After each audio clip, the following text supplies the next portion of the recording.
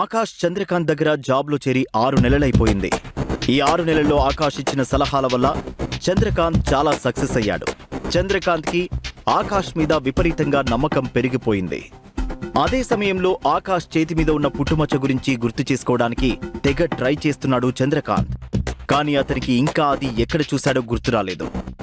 ఈ మధ్యలో చంద్రకాంత్ ఐశ్వర్యకి పెళ్లి సంబంధాలు చూడడం మొదలుపెట్టాడు. ఎన్నో పెద్ద పెద్ద బిజినెస్ మ్యాన్ కొడుకుల సంబంధాలు వచ్చినా చంద్రకాంత్కి మాత్రం ఏదో ఒక కారణంతో ఐశ్వర్యకి వాళ్ళెవరూ కరెక్ట్ అనిపించలేదు.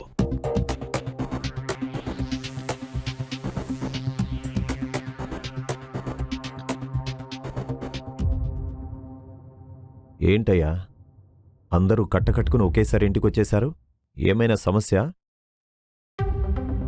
సార్, ఈరోజు ఎట్టి పరిస్థితుల్లోని డాక్యుమెంట్స్ ఫినిష్ చేయాలి, లేదంటే ఈ ప్రాజెక్ట్ చేజారిపోయే ప్రమాదం ఉంది. వాట్? ఈ డాక్యుమెంట్స్ లీగాలిటీస్ అని వెరిఫై చేయడానికి 2 రోజులు పడుతుంది. ఇది ఎంత ఇంపార్టెంట్ ప్రాజెక్ట్ అనేది మీకు తెలుసా తెలీదా? అన్నీ ఇలా చివరి నిమిషంలో చేస్తారా? మీ నిర్లక్ష్యం వల్ల ఇంత పెద్ద ప్రాజెక్ట్ మన చేయి జారిపోతుంది. Damn it. సార్, ఈ ప్రాజెక్ట్ మన చేతిలోంచి ఎక్కడికి పోదు. నేను ఆల్రెడీ ఆ డాక్యుమెంట్స్ అన్నీ వెరిఫై చేశాను. మీరు ఒకసారి చూసి ఒక సంతకం చేస్తే సరిపోతుంది సార్. చంద్రకాంత్కి ఆకాష్ పనితీరు, పట్టుదల, తన బాధ్యతగా పనులు నిర్వర్తించే విధానం విపరీతంగా నచ్చి తనని ఆలోచనలో పడేలా చేశాయి. చంద్రకాంత్కి ఐశ్వర్య గురించే ఆలోచన, తన కూతురికి సంబంధాలు వెతికే ఆలోచన అతనికి నిద్ర లేకుండా చేస్తుంది. అదే విషయం అతన్ని కలవరపెడుతోంది. చంద్రకాంత్కి కూతురు ఐశ్వర్య ఇంకా ఆకాష్ ఫేస్లు పదే పదే కనిపిస్తూ ఉన్నాయి.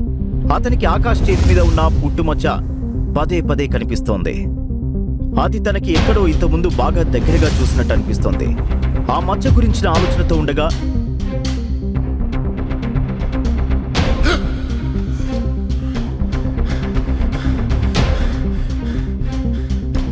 ఆ రోజు ఒక్కసారిగా నిద్రలో నుండి ఉలిక్కిపడి లేచాడు.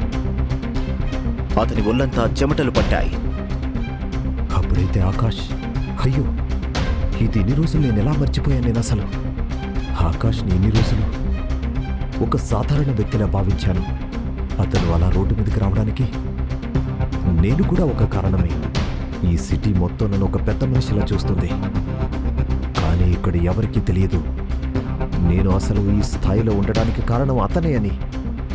ఎన్ని కోట్ల ఆస్తి ఉన్నా ధనవంతులైన ఆకాష్ కాలిగూటికి కూడా సరిపోరు. ఆయన తలుచుకుంటే ఈ దేశంలోని మొత్తం బిజినెస్ సామ్రాజ్యం అంతటినీ తన కంట్రోల్లోకి తెచ్చుకోగలడు. కానీ అంత డబ్బు పవరున్నవాడు అన్ని వదిలిపెట్టి ఎందుకు ఇక్కడికి వచ్చి ఇలా దిక్కులేని వాడిలా ఉంటున్నాడు? ఓరి దేవుడా, నా తప్పుకి ఎలాగైనా నేను ప్రాయశ్చిత్తం చేసుకోవాలి, వెంటనే జరిగిపోవాలి. మరుసటి రోజు తెల్లవారుజామునే చంద్రకాంత్ తన కూతురు ఐశ్వర్య, ఆకాష్లిద్దరినీ టెర్రస్ మీదకి పిలిచి ఒంటరిగా మాట్లాడాడు. మీ ఇద్దరికీ నేను ఒక ఇంపార్టెంట్ విషయం చెప్పాలి. చాలా కాలంగా నా మనసులో ఒక ఆలోచన మెదులుతూ ఉంది.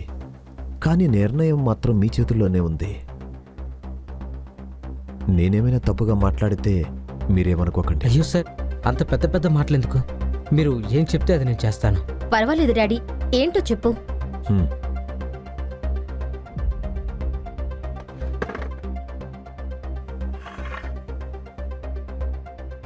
మీరిద్దరూ పెళ్లి చేసుకుంటే బాగుంటుందని నాకు అనిపిస్తుంది.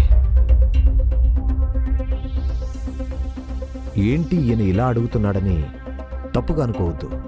నేను బాగా ఆలోచించే ఈ డెసిజన్ తీసుకున్నాను.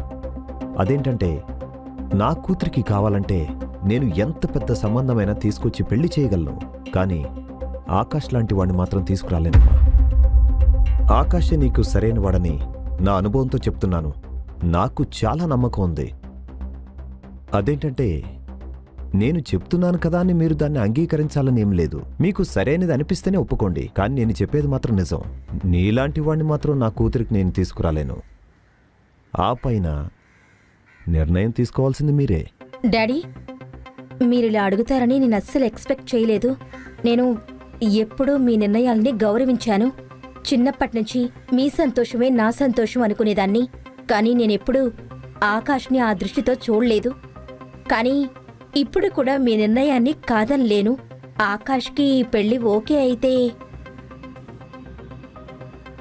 నాకు కూడా ఇష్టమే డాడీ. సార్, నాకు నాన్న వాళ్ళు లేరు. నా సొంతం అనుకున్న వాళ్ళు కూడా దూరం అయిపోయారు. ఎందుకు మీరు నన్ను నమ్మి మీ కూతుర్నిచ్చి పెళ్లి చేయాలనుకుంటున్నారో నాకు తెలియదు సార్. నేను తగిన వాడినో కాదో కూడా తెలియదు. అలానే మీ నిర్ణయం నేను వ్యతిరేకించలేను సార్. మీ అమ్మాయి ఐశ్వర్య చెప్పినట్టు నేను కూడా తనని ఎప్పుడూ ఆ దృష్టిలో చూడలేదు. కానీ మీరు చెప్పినట్టు నేను మీ అమ్మాయికి తగిన వాడిని అనుకుంటే తనని పెళ్లి చేసుకోవడానికి నాకు ఎలాంటి అభ్యంతరం లేదు సార్. ఆకాష్ అన్నది విన్న చంద్రకాంత్ సంతోషంగా అతనిని అభినందించాడు. వెంటనే ఇంట్లోకి వెళ్లిన చంద్రకాంత్ తను తీసుకున్న నిర్ణయం గురించి పద్మావతి మరియు మీరాకి చెప్పాడు. వెంటనే ఎవరో ముక్కు మొహం తెలియని ఈ బికారిగాడికి ఉద్యోగం ఇవ్వడమే మాకిష్టం లేదు. ఏదో మీ ప్రాణాల్ని కాపాడాడన్న ఒకే ఒక కారణంతో వదిలేశాం. ఇప్పుడేంటయ్యా అంటే మన కూతుర్నిచ్చి పెళ్లి చేస్తా అంటున్నారు. మీకేమైనా మతిపోయిందా? అవును డాడీ, వీడు ఎవడు? అతని బ్యాక్గ్రౌండ్ ఏంటి? మన దగ్గర శాలరీకి పనిచేసే కుక్క వీడు. పోయి వీడికి ఐశ్వర్యానిచ్చి పెళ్లి చేస్తానంటున్నారు. I'm very much disappointed with you. ఇదిగో చూడండి, ఊళ్ళో మనకంటూ ఒక స్టేటస్ ఉంది. ఒక్క రోజులో అంతా మంట కలిసిపోతుంది. ఎప్పుడు చూడు డబ్బు డబ్బు డబ్బు. 1000 కోట్లు ఇచ్చిన మనకు ఆకాష్ లాంటి అబ్బాయి ఇంకొకటి ఐశ్వర్యకు దొరకడు. కాబట్టి నోరు మూసుకుని చెప్పేది వినండి. ఈ ఇంటికి అల్లుడు ఆకాశే. నా తర్వాత నా కంపెనీకి వారసుడు కూడా.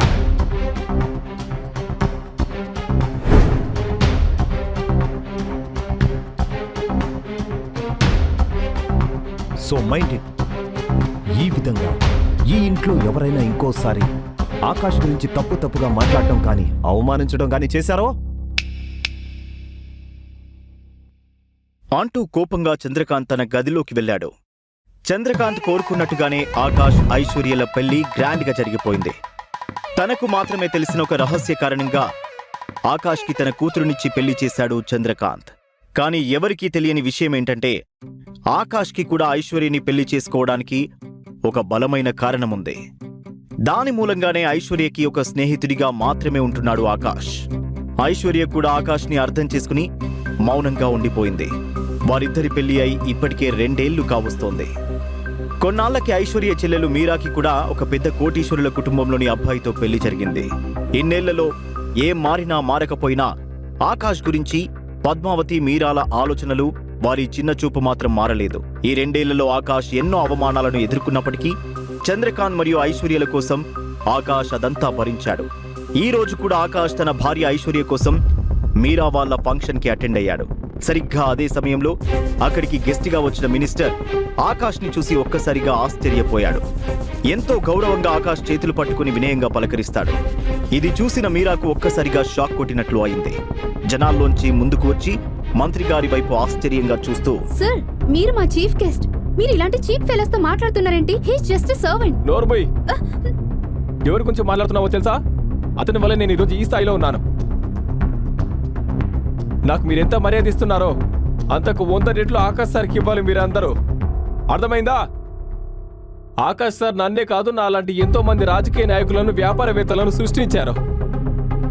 ఇంత జరిగినా ఆకాష్ సార్ మిమ్మల్ని ఏమీ అనకుండా ప్రశాంతంగా ఉన్నారంటే దాని వెనుక ఏదో కారణం ఉండి ఉంటుంది. అర్థమైందా? ఏంటయ్యా మినిస్టర్ గారు ఇలా అంటున్నారు? అదే సార్, నాకు అర్థం కావట్లేదు. ఆకాష్ సార్, సార్ రండి సార్, మా ఇంటికి వెళ్దాం. రండి సార్.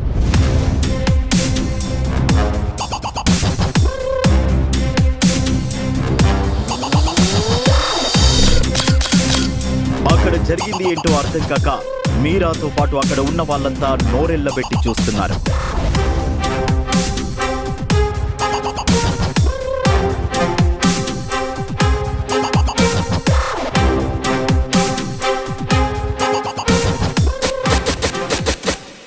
తల్లి ట్రీట్మెంట్కి డబ్బులు కూడా తెలియని వాడి ముందు అధికార పార్టీకి చెందిన మినిస్టర్ చేతులు జోడించి ఎందుకు నిలబడ్డాడు?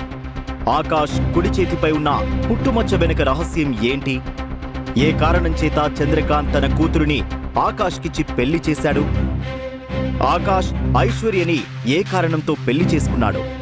ఇంత అవమానం జరిగినా ఇప్పటి వరకు ఆకాష్ అసలు నిజాన్ని ఎందుకు బయటపెట్టలేదు? ఈ ప్రశ్నలకు సమాధానాలు తెలుసుకోవాలంటే నెక్స్ట్ ఎపిసోడ్ వినాల్సిందే. క్రింద ఇచ్చిన లింక్ ని క్లిక్ చేసి పాకెట్ ఎఫ్ఎం యాప్ ని ఇన్స్టాల్ చేసుకోండి. Stay tuned to Pocket FM.